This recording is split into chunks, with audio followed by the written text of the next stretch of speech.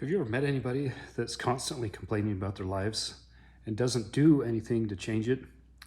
Wonder how God sees that. What if He keeps opening doors for you?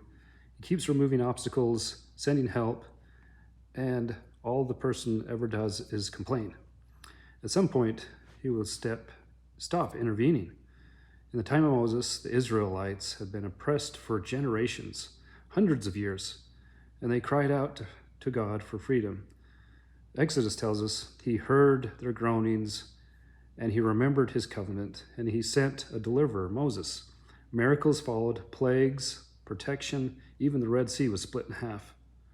Their chains were removed from their bodies, but not from their minds. 3 days after walking through the Red Sea on dry ground, they complained about water. 3 days. 1 month later, they complained about food and said that they would rather have died in slavery than where they are currently at. Think about that. They had prayed for generations to be free, and in 3 days they forgot and started complaining.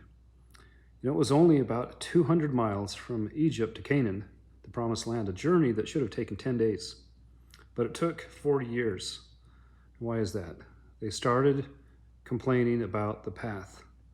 That turned into distrust. That turned into fear. And that turned into refusing to go to the promised land because it was occupied by giants. Complaining didn't just slow them down, it kept them out. Now let's bring this back to us. You pray for freedom from a bad habit, from a toxic relationship, maybe from a job that's crushing your body and soul. God starts clearing a path, but the path is uncomfortable. It requires discipline, it requires faith, it requires you to walk away from what's familiar, and you start complaining.